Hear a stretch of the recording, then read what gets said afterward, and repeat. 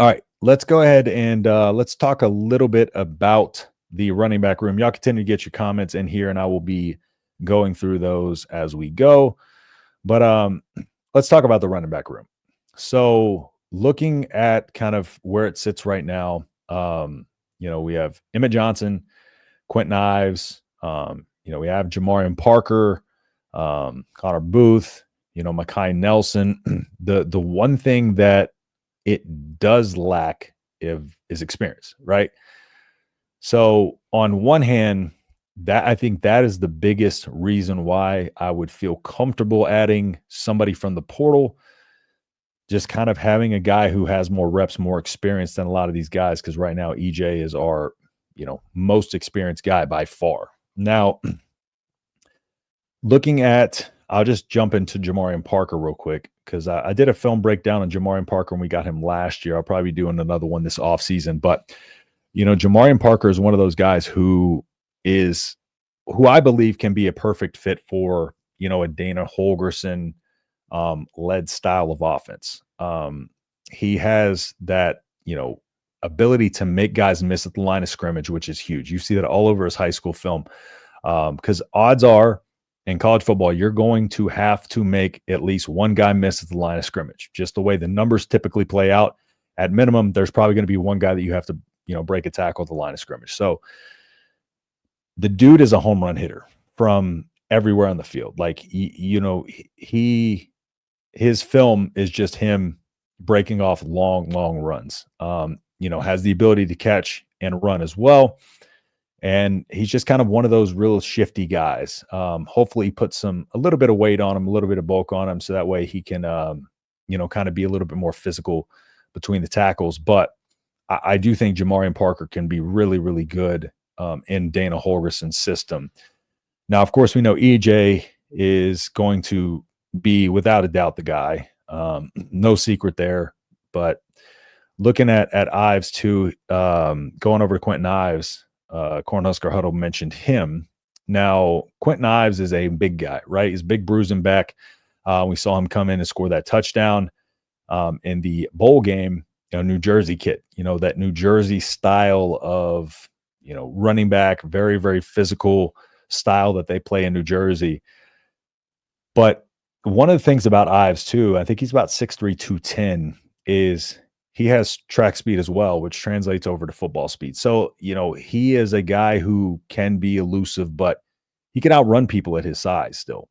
And I think that's what's kind of that is what makes kind of Quentin Ives one of those guys that I feel like, even more so than with I don't know, I'm drawing a blank on his name, Dante Dowdle last season. He's got more top end speed, in my opinion, than Dante Dowdle, right? And has the ability to be that same guy, in the red zone or on the goal line and stuff like that, can fill that role pretty well. And I think he's in a position now where it's time for him to start at least acquiring that experience. Now, you probably want a more experienced guy behind EJ on the depth chart, but it's nice that Nebraska at least doesn't have what seems to be kind of a running back by committee situation as we had going into last year, where we didn't know who was going to be the running back starting from game to game. Now we kind of have that guy cemented in Emmett Johnson. And, we have a couple of other guys that are potential sleepers. Mekhi Nelson, one of those as well. A little bit smaller, shiftier, pretty strong for his size, though. And so Mekhi Nelson is a guy that I think can sneak on to radars. I feel like Jamarian Parker, Mekhi Nelson, Connor Booth, either one of those three can really make, a push this year. If I had to pick it's probably between Jamarian Parker and Mekhi. I think Jamarian might have the advantage, but it's one of those things. It's like, we don't know. I think each one of those can play their specific role in this offense, but I do think they're all going to get rotated in at some point, and they're all going to have a role in this team. So just a very inexperienced running back room. So we'll see what they do in the second half of this portal, season, or the second part of the portal this offseason, and see if they can land a running back. It's just interesting that there really has been no push for that. I don't know if it's just because they were planning on handling this on the second stint through the portal, kind of focusing on these positions of need a little bit more as we went through this first part here, offensive line, stuff like that, linebacker, wide receiver, defensive line. But it is going to be something that has to be addressed for sure.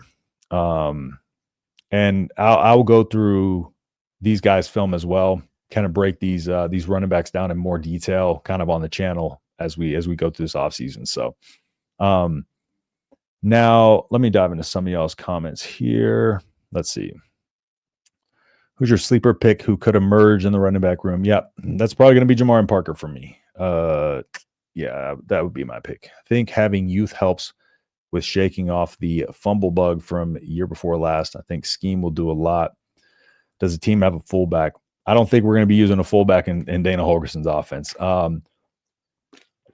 Could be one of those things where we have, maybe Ives come in and, kind of as a two-back, but he's kind of the bigger, fullback-esque, guy in the backfield. But definitely don't think there's going to be a fullback. Especially kind of, with this spread them out kind of, offense that the air raid is. But we'll see. I don't think there's necessarily going to be a dedicated fullback, maybe a guy who kind of rotates in there at, that quote unquote fullback spot. But in terms of youth shaking off the fumble bug, that was one of the things for me that was very, that's the word I'm looking for, or the last couple of years, it was really confusing, right? Because on one hand, you think about fumbling as, simple ball security, right? Two hands on the ball, bringing it into the body.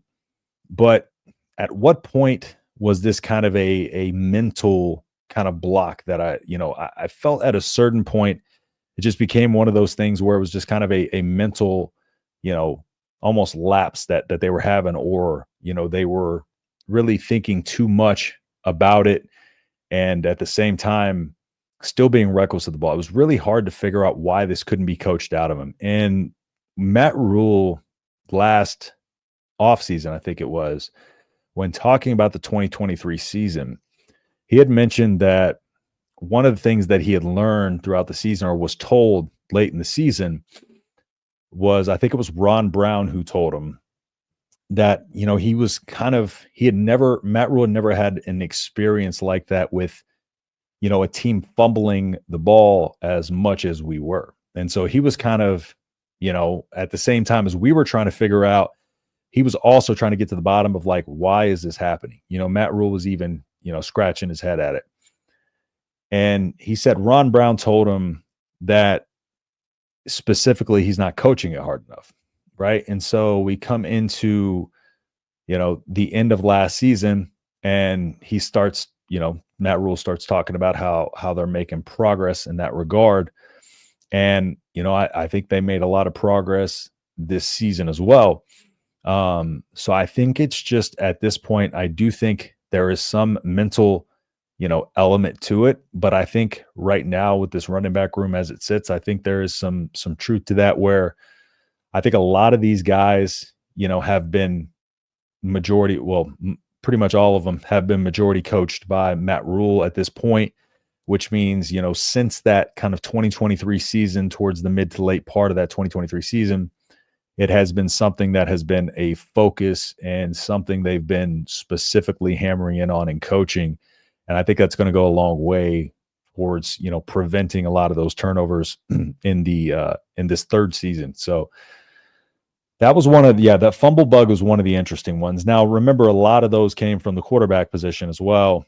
But the running backs just really weren't being smart, kind of complacent with it. And I think that's going to be a focus of this running back room. I think that's something that's probably been hammered into their minds, is just ball security. That at the end of the day, you'd rather not pick up a first than, try to get too lazy with the ball, or, lose it at the goal line because, you're just kind of try too hard to make a play happen. So it's one of those live to fight another downs, and try to get that mentality into them that, like, it's okay. Like, let's just put two hands on the ball. Like that one against Boston College with Emmett Johnson, that was a little bit of a different one. I felt like, I think it was Emmett that fumbled that. Yeah, it was. I think that was one of those situations where, he kind of got hit and turned around, and then he got hit right on the ball.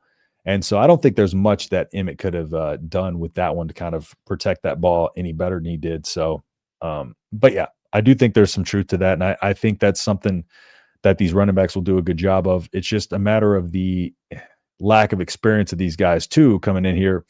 They're going to, have to be able to take those hits and understand that people are going to be punching at these balls more than they did at the high school level. Some of these guys who haven't really played, Jamarian Parker, Mekhi Nelson, they're going to be coming in here. They're going to be hitting at the ball. They're going to be trying to bring it out of your hands. So they got to be extra cautious in regards to that. So let's see. Quentin has more versatility than Dante too, can catch out of the backfield. My only concern is his physicality. Haven't really seen much of him. Now, from his film in high school, he does have that ability to be physical. But one of the things that I think too, and especially in that New Jersey style, but as a person who's been coached under Matt Rule a lot, was the fact that like it's a kind of a more of a focus on physicality. And I'm almost wondering if kind of what we saw in that bowl game is kind of a setup for maybe what's to come with him being that kind of more physical type of back, just because he has that size to him. Probably put, I'm not sure what he's weighing now, but I think he was 6'3", 210 out of high school. But you got to think if he's added another 5 to 10 pounds, he's 6'3", 220. So a guy that's big and strong enough to be able to be that physical back. But I think that variation, if they can make him, turn him into one of those, more physical or kind of raise that physicality, because like I said, he is pretty physical. Then that's when he's going to be kind of a big part of this offense, because he can, like you said, he has the ability to catch out of the backfield. I mentioned earlier that he has that kind of top end track speed and that translates over to the football speed. So he is a guy who can be a home run hitter. And we're going to need somebody, kind of more than just Emmett to be able to be that guy who can come in and break a run or two. You look at Ohio State, their stable of running backs, even though they didn't always have to use them because they got Jeremiah Smith, Mecca Buka, guys like that on the outside. But you can't just rely on one specific running back in modern college football. So I'd bet we see some creative uses of Mosey and other young receivers out of the backfield. Yeah, I think there's going to be a lot of, especially kind of motions with these guys. I think what the air raid in a way uses the pass as a run, but it's a lot of running the ball. It's been molded from that old air raid of just airing it out to kind of bringing some of these guys into like I said, at West Virginia, I think they averaged over 220 yards per game. They rushing. They one season they had over 300 in a game rushing. So it's one of those things where he's going to utilize it a lot. If we don't land a kind of another running back, we might be able to see a lot of that, kind of getting some of these young receivers just kind of here and there. I don't think it's going to be used a lot. I think it will be sparingly. But I do think they can get creative with a lot of this stuff and be able to kind of, throw some guys in there and see what kind of plays they can come up with. So fullback was a joke. Wide receiver room is big. No wishbone plays in Holgorsen's playbook that we know. Yeah, and like I said, I at the goal line, we still might see some of those, big formations where you have a bigger guy like an Ives in there. We had Ty there last season, so. Acting as kind of a fullback role, but more so just kind of that lead blocker, get somebody in there who can get a push ahead of the running back. But yeah, definitely probably no wishbone plays in Holgorsen's offense. So unless Matt Rule makes him throw some stuff in there.